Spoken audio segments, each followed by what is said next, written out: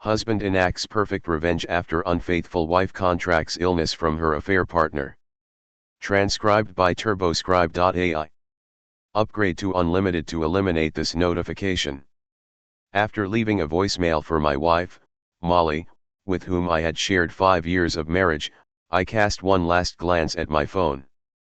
I had just finalized a significant service agreement with a prominent company based here in California, one that boasts offices scattered throughout the nation. I was certain that my boss, Brad Hunt, would be elated. This contract signified expansion for our IT firm and a substantial increase in my salary. Perhaps this was the moment, I mused, when Molly and I could finally embark on the journey of starting the family we had always envisioned. Yet, an unsettling feeling lingered within me. Ever since my return from that recent camping trip with Brad, Molly seemed to have lost her spark. She appeared aloof, her demeanor cold, and she lashed out at me for the slightest provocations. It transcended mere mood. As soon as I stepped through the door, I began tossing laundry into the machine when something peculiar caught my eye on her underwear. The texture was undeniable, accompanied by a potent aroma that demanded my attention. The revelation struck me with the force of a blow, and I sensed my reality beginning to come apart at the seams. Driven by an insatiable quest for the truth, I resolved to consult with an attorney prior to my return to the West Coast. If Molly had turned against me, I understood that there would be no return. I contacted a lawyer named Lydia Hammond, an expert in family law and divorce, who came highly recommended by a friend recently navigating a tumultuous separation. "Do you truly believe that Molly is being unfaithful to you?" Lydia inquired as I laid bare my suspicions. "I can't say for certain," I confessed, "but I must find out. If she has, I seek a divorce." Lydia explained that in this place, divorces usually do not attribute blame. One might consider filing for infidelity, however, it is essential to gather compelling evidence, photographs, videos, and similar documentation to support your case. "What precisely do I require?" I inquired, a sense of dread gnawing at me. "An investigator could ascertain the truth, should you desire," she remarked. I inclined my head in agreement, and she proposed to take care of the arrangements. "Given that your incomes are comparable and you lack property or children, the division should be quite uncomplicated. Should infidelity be established, we can leverage that to achieve a more advantageous result for you." "Very well," I consented to proceed. "I shall be away for approximately 3 days, perhaps that is when it will occur." She reached out to her investigator, Rick Simmons, who proposed that I install a tracking app on Molly's phone. He even provided a device for recording our landline conversations, along with a compact audio recorder for her purse. It pained me to take this step, yet my curiosity demanded answers. As the days unfolded, even Brad began to behave in a manner that suggested he was privy to secrets I remained unaware of. It only intensified the turmoil within me. At long last, the awaited day arrived. Molly took me to the airport, pressed her lips to mine in a farewell kiss, and I vowed to call her that night. When I heard this, she caught me off guard by revealing that she would be serving as a waitress at a party hosted by Brad. One of his usual servers was unavailable, and he had requested Molly to step in, even proposing $150 for the evening's work. "All right, just be cautious," I remarked, attempting to maintain a nonchalant tone. "Simply share the details with me tomorrow." "Of course," she responded. "Surely, you understand the depth of my affection for you, don't you?" I echoed her sentiment. "Molly," I replied, disconnecting the call as a tightness gripped my stomach. Immediately afterward, I reached out to Rick to inform him of her whereabouts for the evening. He assured me that we would monitor her closely and keep you informed. The following day, I attempted to reach Molly on her cell, yet there was no response. I dialed our landline, but once more, it was only the machine that answered. Convincing myself that she couldn't possibly have stayed the night at Brad's, I navigated through the day until an email arrived from Rick. Molly had passed the night at Brad's abode and remained there still, it conveyed. He had included photographs, images that will linger in my memory for a long time. She hadn't merely been with Brad, there were two other men involved, individuals I once considered friends. My hands trembled as I gazed at those images. Breath escaped me, and thoughts eluded my grasp. I attempted to reach her once more, but was met only with her voicemail. Frustrated, I made my way to the hotel bar to channel my anger. As dawn broke, I glanced at the tracker, and there it was. Her phone remained at Brad's. Rick's follow-up email provided further confirmation, accompanied by additional pictures that depicted her amidst a sizable group, which included Brad's son, Matt, along with several members of Brad's IT team. Among them were faces I couldn't quite place, likely acquaintances of Matt. A wave of nausea washed over me, penetrating deep within my being. Having finalized the contract, I gathered my belongings, completed my hotel checkout, and boarded an early flight back home.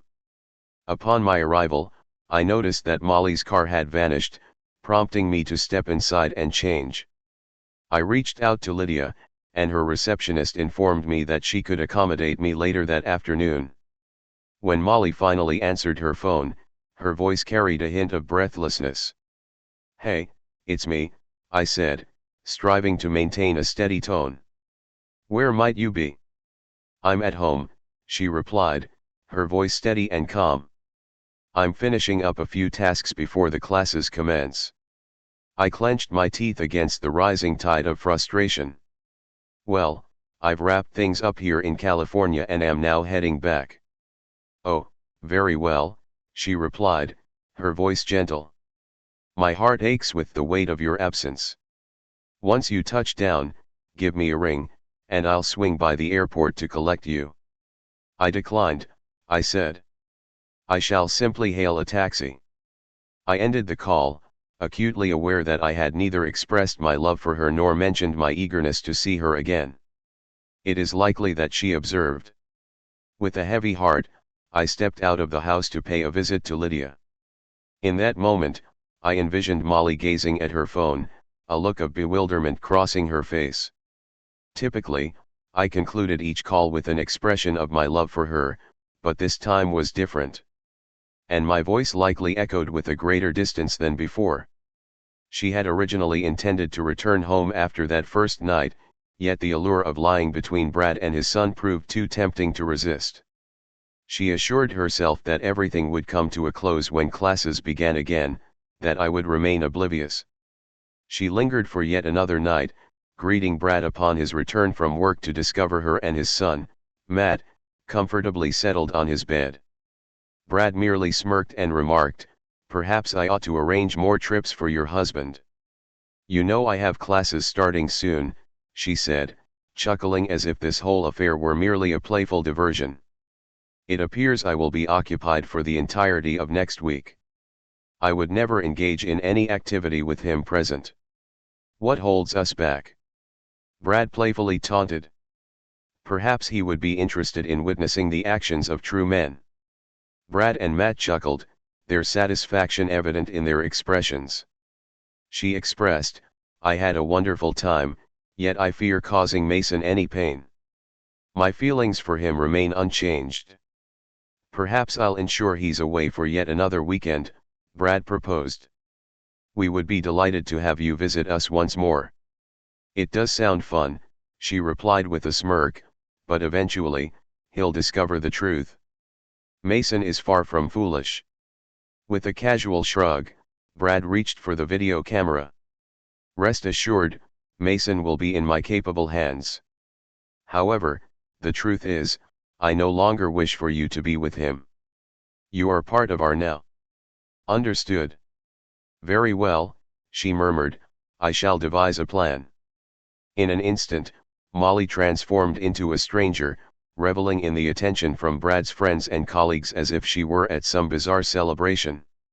Upon finally encountering the entirety of the evidence that Rick had meticulously gathered, a profound realization struck me with undeniable force. There existed photographs, even a pair of DVDs capturing her with various men, private moments she would never consider with me. Observing her was akin to witnessing a stranger, an individual whose actions and choices felt entirely foreign. Lydia attempted to provide some comfort, yet it was evident that there was no turning back.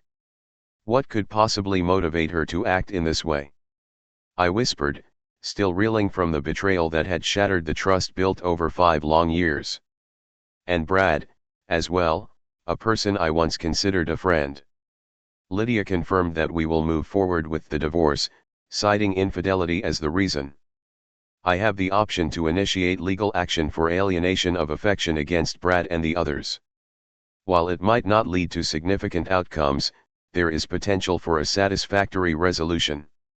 Do what you must, I uttered, my voice echoing with emptiness. Maintain your composure, okay? Lydia issued a caution. Refrain from actions that may lead to future remorse. I will not, I assured her. However, I have reached my limit, and I can no longer continue working for Brad. I find it difficult to be in their presence. After departing from Lydia's office, I settled into my car and began to sift through my contacts, ultimately locating the number for Gabriel Nelson, the CEO of Empire. Nelson spoke up, and Gabriel responded. Gabriel, this is Mason. Mason Ford. Mason, it has been some time, he responded with warmth. How are you faring? I conceded that it could be improved. Is that position still open at Empire? For quite a while, Gabriel had been making efforts to enlist me, yet my allegiance to Brad compelled me to decline his offers. Now, that allegiance has vanished. Of course, it remains open, Gabriel replied. Have you at last made the choice to align yourself with a distinguished team? Indeed, I replied, carefully concealing the entire reality. I've come to understand that remaining in my current situation is no longer an option for me. It saddens me to learn of your situation, Mason. Is there something I might be able to do? I simply asked him for a job, I said. I will offer you all that I provided to Brad and even beyond. No problem, Gabriel said. How about you and Molly joining us for dinner this evening? Rose crafts a lasagna that is utterly irresistible. Let's reconnect, and I can walk you through the details of the offer. I would be delighted to, but I must inform you that Molly will not be accompanying me, I stated, my tone unwavering. Ah, he hesitated. Is everything okay? I prefer to discuss this face to face, Gabriel, I responded. One might say it's rather intricate. Very well, he remarked, a hint of worry evident in his voice. Indeed, Rose holds the esteemed title of a certified counselor. If you find yourself in need of a conversation, she may offer the support you seek. That truly sounds delightful, I responded, appreciative of the invitation. Could you arrive around 6:30? Gabriel proposed. I hung up, a sliver of relief washing over me for the first time in days. Of course, I replied to Gabriel, casting a quick glance at my watch. This evening at 6:30, then. Thank you once more, my friend.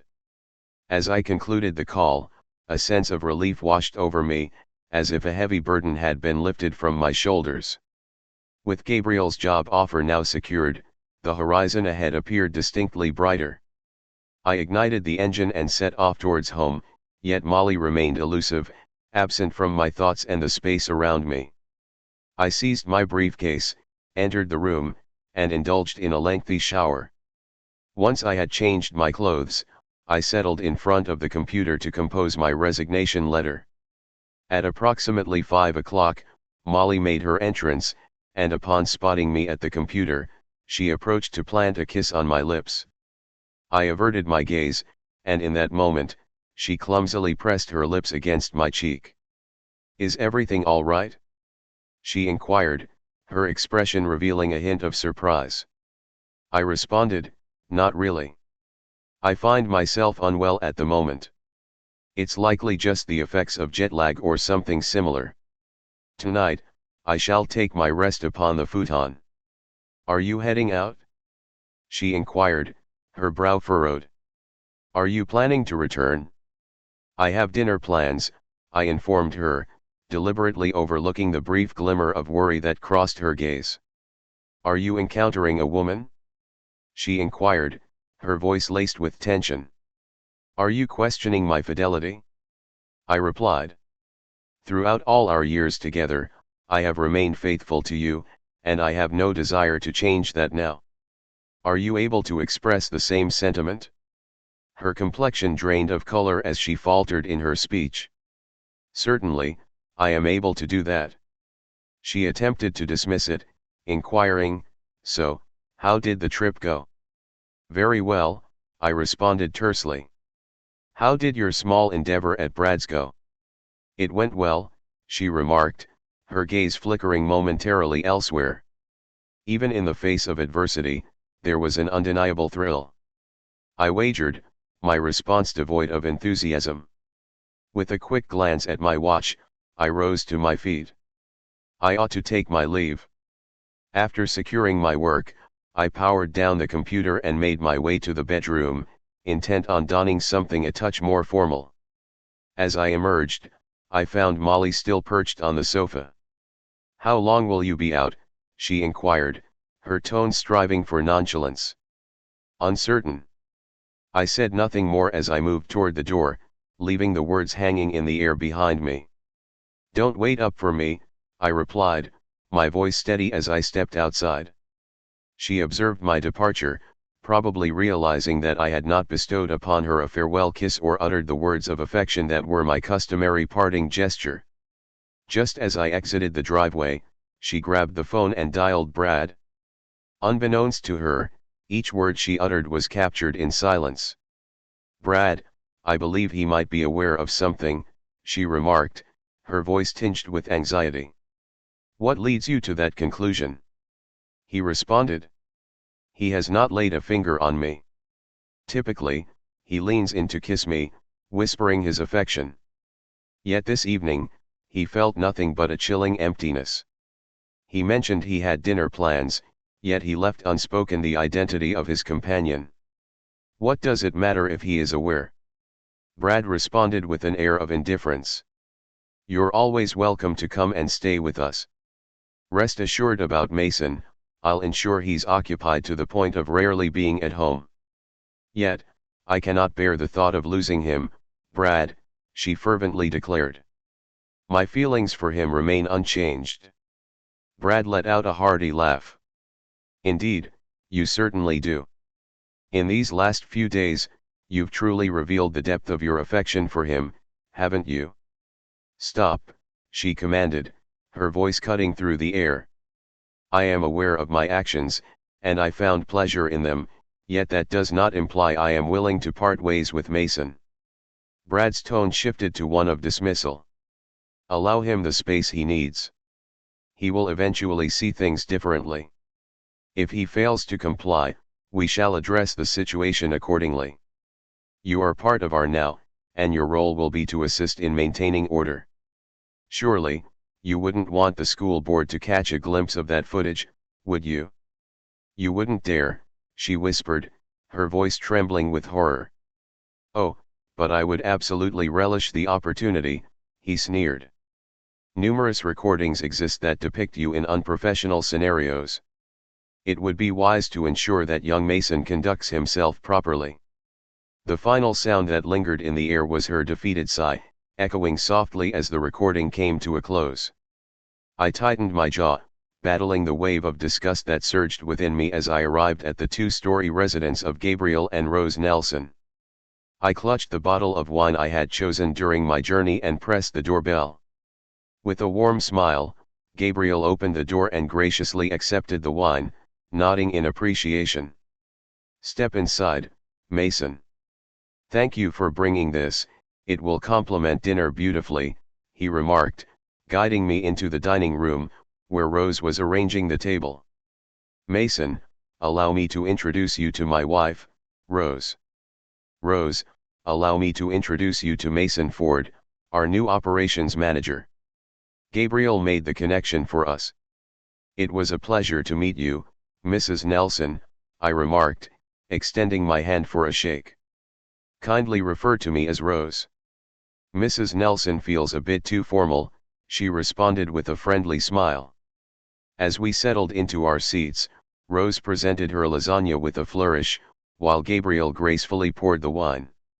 The food was nothing short of extraordinary, and I found myself exclaiming that this was the finest lasagna I had ever tasted. "I'm glad you like it," Rose remarked. "This recipe holds a special place in my heart." Following a bit of casual conversation, Gabriel cast a curious glance in my direction. "So, Mason, what prompted your abrupt departure from Brad's firm?" After a moment of uncertainty, I finally gave a nod. "It's quite the tale," I remarked, gathering my thoughts before unfolding the entire narrative to them. As I reached the end of my tale, Gabriel shook his head, his expression one of genuine astonishment. "Incredible," he remarked. "I apologize, Mason. A similar experience unfolded for me once, albeit in a different context. What comes after accepting this position? I have taken the step of filing for divorce," I confessed. "According to my lawyer, the division should be uncomplicated, considering the situation at hand." Rose regarded me with a look of understanding and compassion. "Have you thought about seeking counseling?" I gently shook my head. It has ventured beyond the limits. I find myself questioning her identity, lost in the shadows of uncertainty. "How are you managing these days?" Rose inquired softly.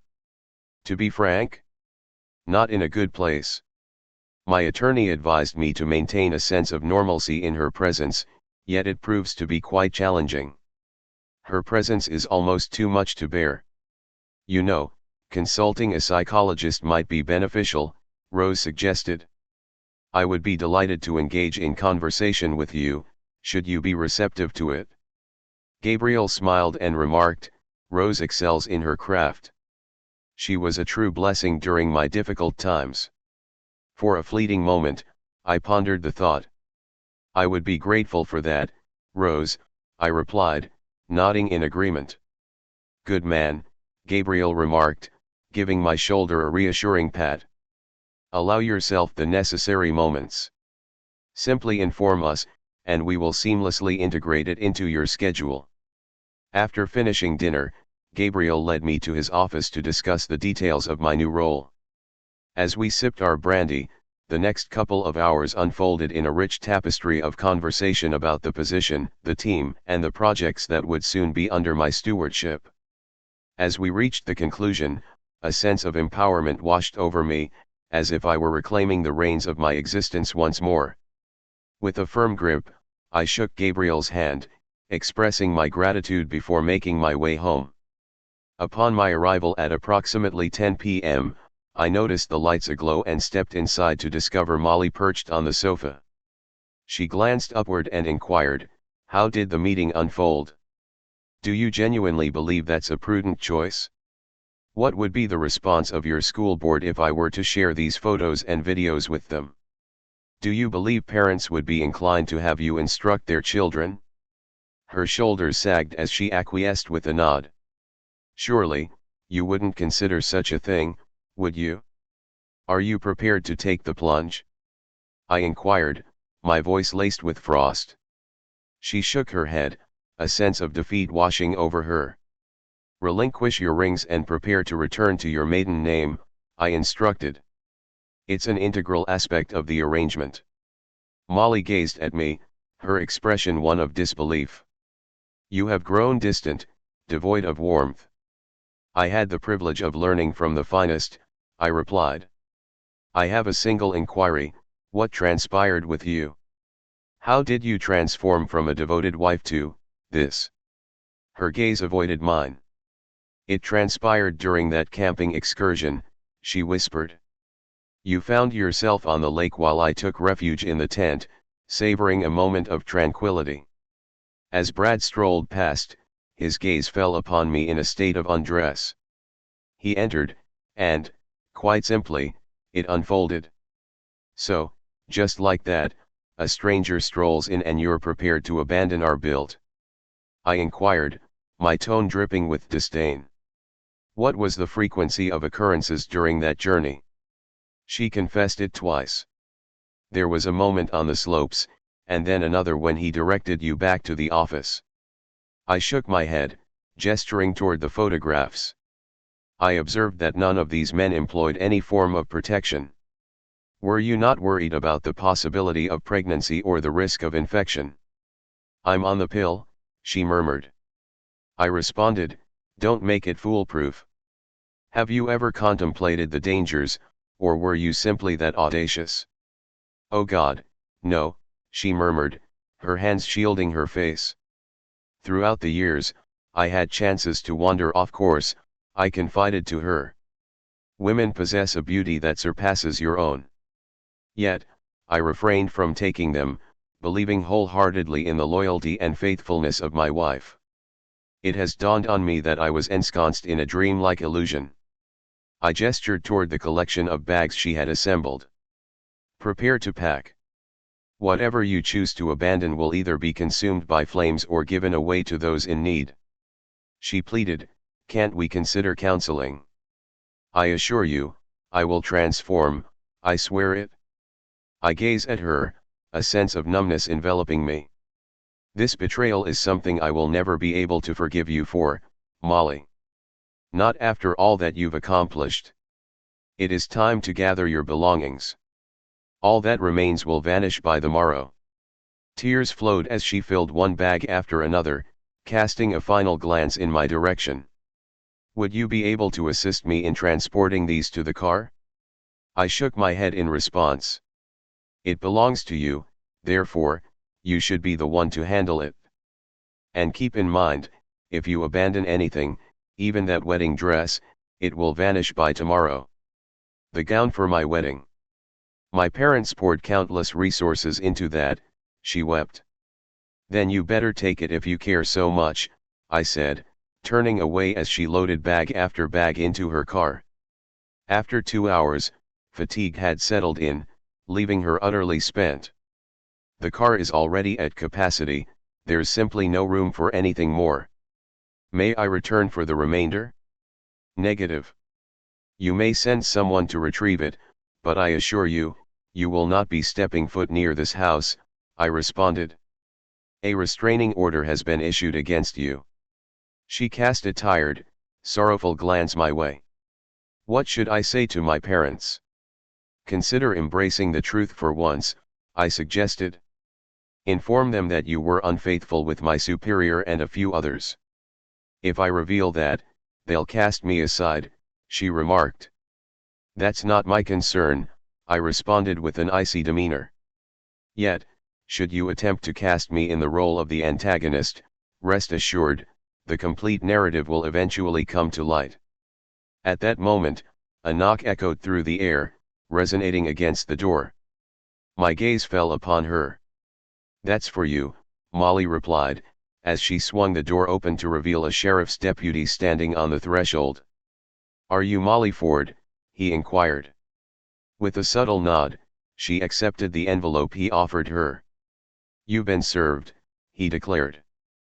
Please ensure that you leave the premises without delay.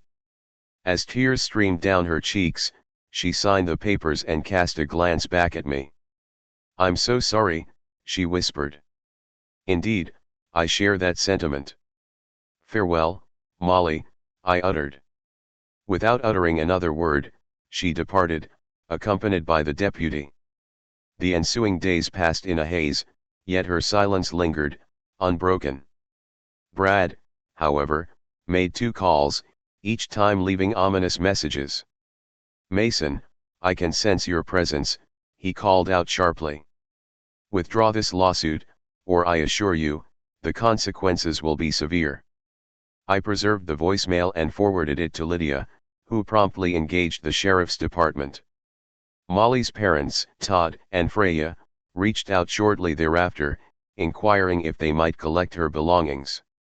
I acquiesced, instructing them to make certain she kept her distance. Upon their arrival, they made attempts to dissuade me from proceeding with the divorce. She simply erred, Freya remarked with tears in her eyes. Surely, forgiveness can be found for her. What did she reveal to you?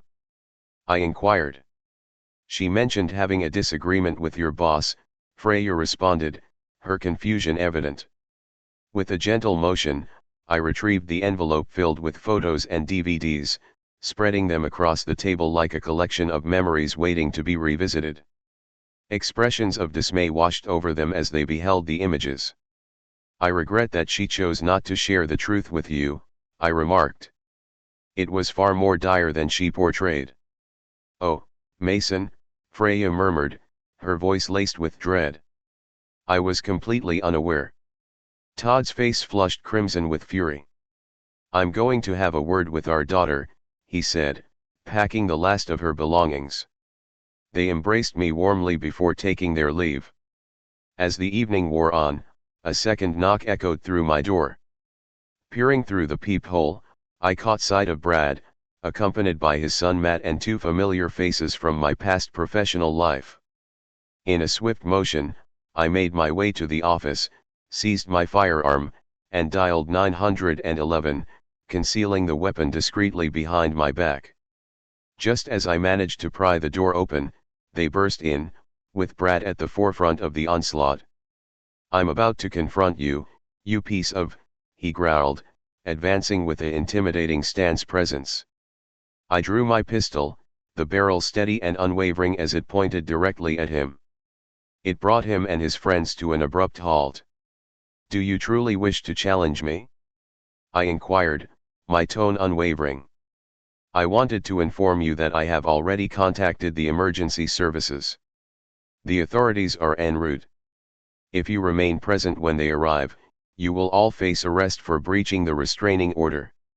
Ah, Brad, I believe he's serious, one of the guys murmured, casting a wary glance at the flashing red and blue lights that were drawing closer outside. Indeed, Brad, I assure you, I confirmed as the wail of police sirens intensified. As they began to turn away, the moment slipped through their fingers, two uniformed officers had already taken their place in the doorway. One of the officers assumed command. Put the weapon down, sir, he said to me with unwavering authority. I set the gun down on the kitchen table, lifting my hands in a gesture of surrender. Officer, I stated, gesturing toward Brad and his companions, these individuals have breached a restraining order, unlawfully entered my residence, and issued threats against me. I would prefer for them to be taken into custody. Do you have a copy of the order? One of the officers inquired. I retrieved an envelope from the depths of the kitchen drawer and extended it forward. The officer cast a fleeting glance at it before directing his attention to the quartet of men. Turn around and place your hands behind your back, he commanded. The officers secured their wrists with handcuffs, reciting the familiar words of their rights. Brad shot me a fierce glare, yet I remained rooted in place, observing as they were escorted away. Do you possess a license for this firearm? One of the officers inquired. Indeed, officer, I responded, presenting my driver's license along with my firearm certification. He inclined his head, offering me a note of warning. Exercise caution with that, he advised. Comprehended. I appreciate your assistance, officer. This file exceeds a duration of 30 minutes. Experience limitless possibilities at turboscribe.ai, where you can transcribe files of up to 10 hours in length.